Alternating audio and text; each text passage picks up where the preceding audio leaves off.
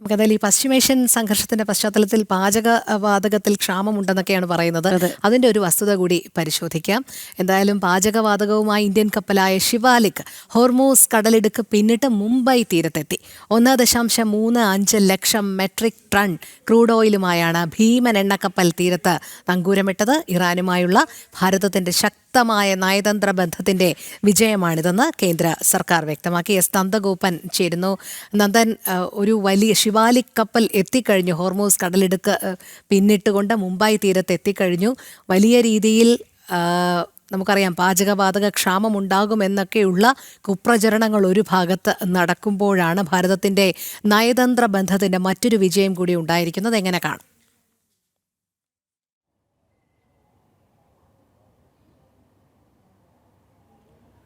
Rohini, good morning. അതായത് ഭാരതത്തിൻ്റെ വലിയ നയതന്ത്ര വിജയം തന്നെയാണ് ഈ ഹോർമൂസ് കടലിടുക്കിലൂടെ ഈ എണ്ണ ടാങ്കറുകൾ ഇപ്പോൾ ഭാരതത്തിലേക്ക് എത്തിക്കൊണ്ടിരിക്കുന്നത്. ഇറാൻ പ്രസിഡന്റുമായി ഭാരതത്തിൻ്റെ പ്രധാനമന്ത്രി നരേന്ദ്രമോദി നിരന്തരം ഇതുമായി ബന്ധപ്പെട്ട് സംഭാഷണങ്ങൾ നടത്തിയിരുന്നു. പശ്ചിമേഷ്യൻ രാജ്യങ്ങളിൽ ഈ യുദ്ധസമാനമായ സാഹചര്യം നിലനിൽക്കുമ്പോഴും ഇത്തരത്തിൽ ഹോർമൂസ് കടലിടുക്ക് വഴി ഈ എണ്ണക്കപ്പലുകൾക്ക് കടന്നു വരാൻ സാഹചര്യം ഒരുക്കുക എന്നുള്ളത് സ്വാഭാവികമായും അത് ഭാരതത്തെ സംബന്ധിച്ചിടത്തോളം വലിയ നയതന്ത്ര വിജയമായി തന്നെ കണക്കുകൂട്ടാം. ഇതിനപ്പുറത്തേക്ക് 1.35 ലക്ഷം മെട്രിക് ടൺ ഇന്ധനമാണ് ഭാരതത്തിലേക്ക് ഇപ്പോൾ എത്തിയിട്ടുള്ളത്. അതായത് നേരത്തെ തന്നെ കേന്ദ്ര പെട്രോളിയം മന്ത്രാലയം വ്യക്തമാക്കിയത് ഒരു തരത്തിലുള്ള ക്ഷാമങ്ങളും, അതായത് ഇന്ധനക്ഷാമങ്ങൾ ഭാരതത്തിലില്ല എന്നുള്ളതാണ്. പ്രത്യേകിച്ച് പാചകവാതകത്തിലടക്കം ഒരു തരത്തിലുള്ള ക്ഷാമമില്ല എന്നുള്ളതാണ് നേരത്തെ തന്നെ കേന്ദ്ര സർക്കാർ വ്യക്തമാക്കിയത്.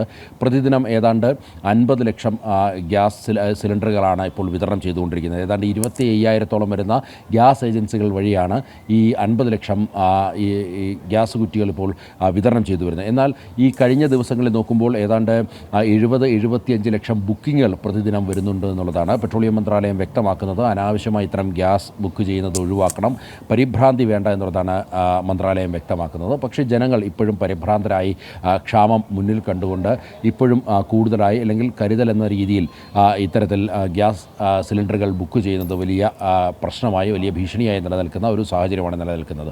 ഏതായാലും ഈ ഹോർമൂസ് കടലിടുക്ക് വഴി ഇനിയും വരും ദിവസങ്ങളിലും കൂടുതൽ എണ്ണ കപ്പലുകൾ ഭാരതത്തിലേക്ക് എത്തും.